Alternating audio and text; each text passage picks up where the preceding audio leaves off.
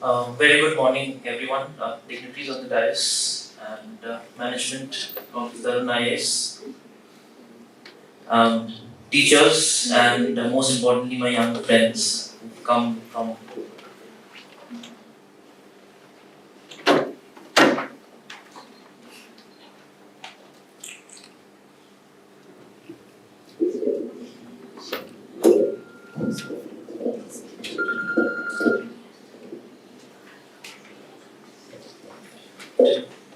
Thank you.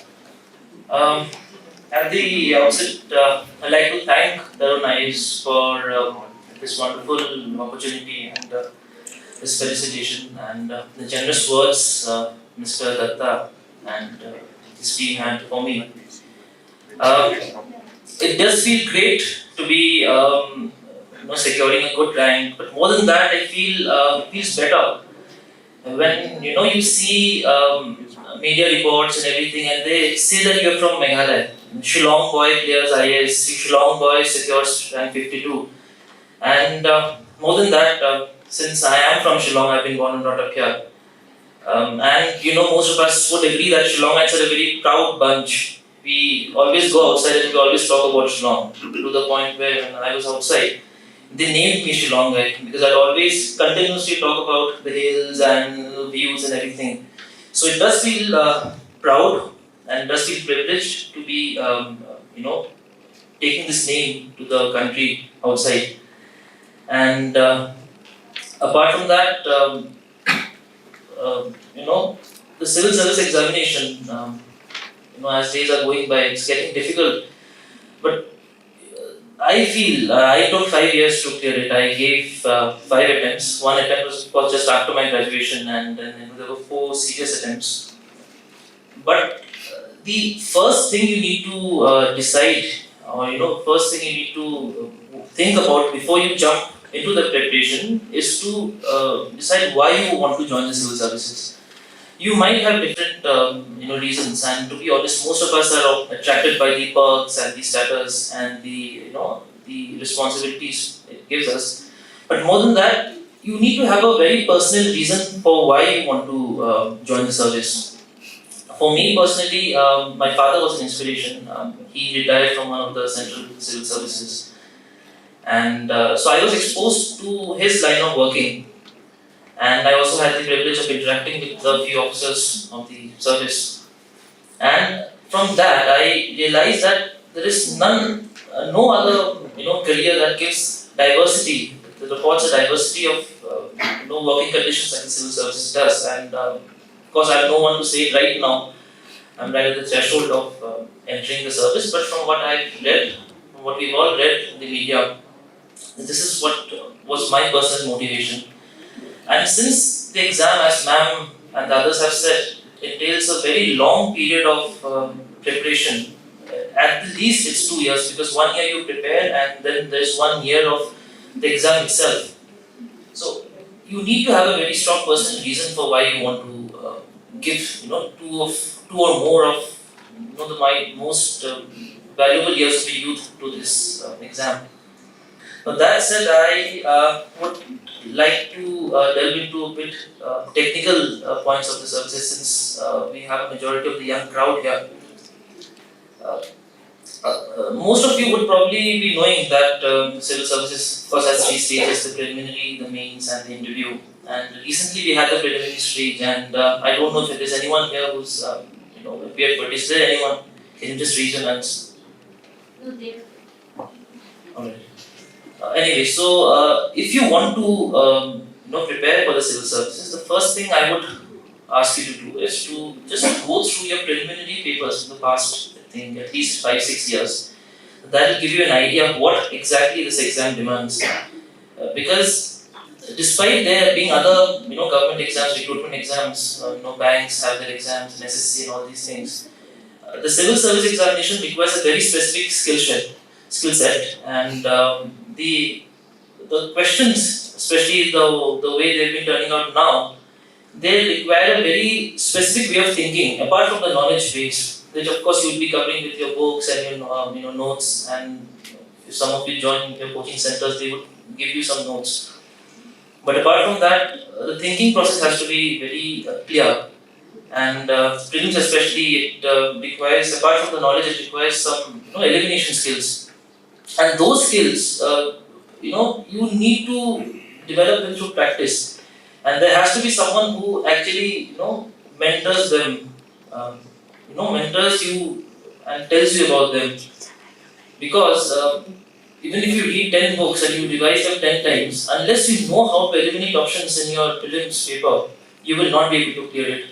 Unfortunately, because the exam has become so difficult and the options have become so confusing, if I may use the word, that you need to know these skills. So for prelims, not just for prelims, actually for all the three stages of the exam, you need to have you need to have synergy between the preparation phases. Of course, every stage has its own requirement, but you can't work in silos. You can't just say, okay, till this date I will prepare for prelims, and then from here on I'll prepare for mains, and after I clear mains I'll prepare for interview. That is not how it works. You need to have a holistic plan of preparation, and of course tune it to the specific demands of the stage you're at. So initially when you start, probably you will be focusing more on the prelims. And for prelims, you need to focus on the facts.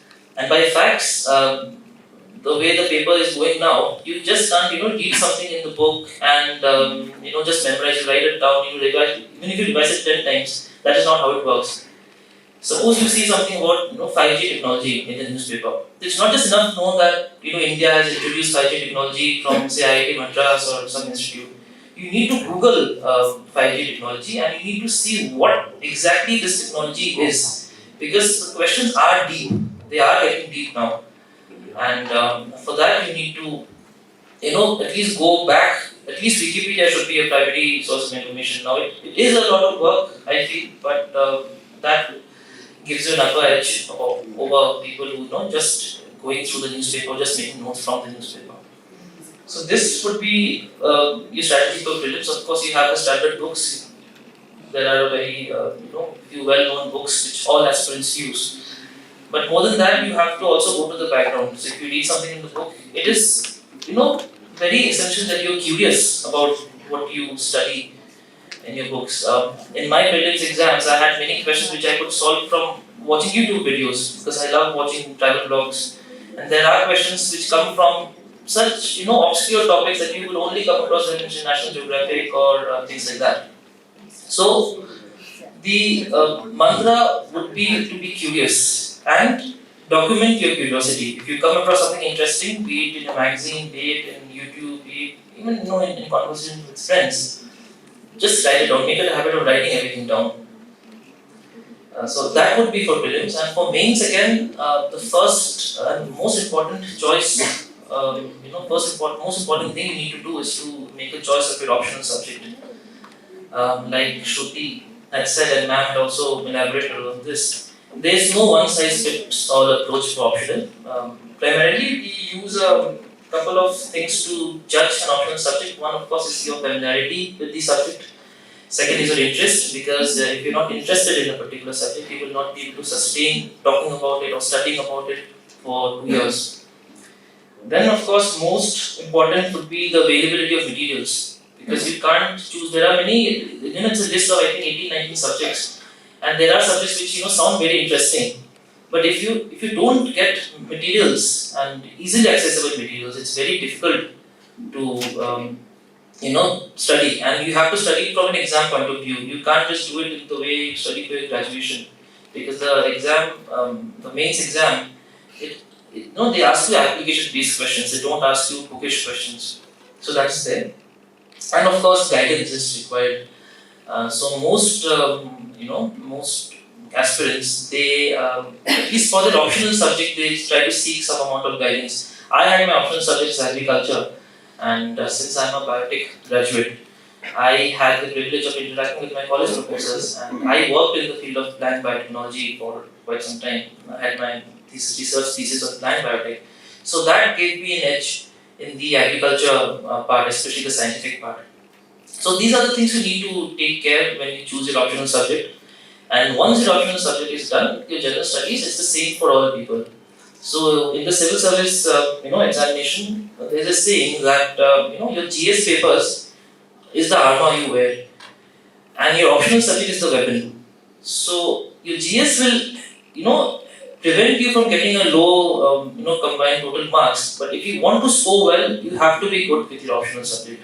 That is the only way you can aim for a top rank. So once you choose your optional subject, the GS part is of course material is easily available. You can even get it from Shillong, Guwahati, and of course Delhi is there. And on YouTube as well, there are many subject experts who have a lot of things to say. And of course, institutes like TarunIAS now, they plan to provide you specific guidance for GS. So keeping that in mind, you have to integrate your prelims and mains preparation. Suppose you come across a particular fact for prelims, you need to know the background, and for mains you need to know, the ifs and whys and hows of a particular subject. So that's it. And of course, after your mains, you clear your mains, you go for the interview. And again, on YouTube, there are a lot of channels which publish these so-called mock interviews, and there is a general perception that IAS interview is something very crazy. They ask you things like how many stairs you climb to come up to this room and things like that. It's not like that. They don't ask you any question which is extraordinary. And in my experience this time, I had a very good interview experience. And they actually want to have a conversation with you. And they make it clear at the very beginning that we just want to have a conversation. And I was lucky enough to have a member who was from the Northeast. And I had a very good conversation with that member. And I had 193 marks in my interview this time. So it is very essential once you reach up to the interview stage to know about the region you belong to. You need to be very thorough with the problems, you need to be thorough with the good things. Of course, if you're from Meghalaya, you need to know about the tribes, the culture. But at the same time, you also need to know about the problems, and they will ask you problems which are not comfortable, things that we don't usually talk about. They will ask you, and they will judge your reaction, they will judge how you approach those questions. So it's very essential to have a nuanced view on things, and it's very essential to have your opinions based by facts, backed by facts, and that is essential not just for your interview; it's also essential for your mains. You can't just write a statement and just end it there. So like in mains, suppose you make a statement, you also need to substantiate by saying, okay, in so and so report or this in this committee, this is what they said. So get in the habit of getting to the depth of things that you study. This would be for mains and interview. And apart from that, these are the technical parts. And apart from that, if you're starting for the civil service examinations, it is very essential to focus on your mental health, because most students, they, like I said, 2 years is the bare minimum. After that, also you might have to give. So it's very essential that you focus on your mental health. You know where you're lacking, and you know when to pause, because I had said in one of my interviews as well, this is a marathon, it's not a sprint, and it's very essential to know when to stop, when to pause, and it is also essential to have a very close-knit group of friends. I was fortunate enough that in these last 2 years during COVID, most of my friends from school who were working outside the metros, they were here, they were working from home, and they provided a very good support system to me.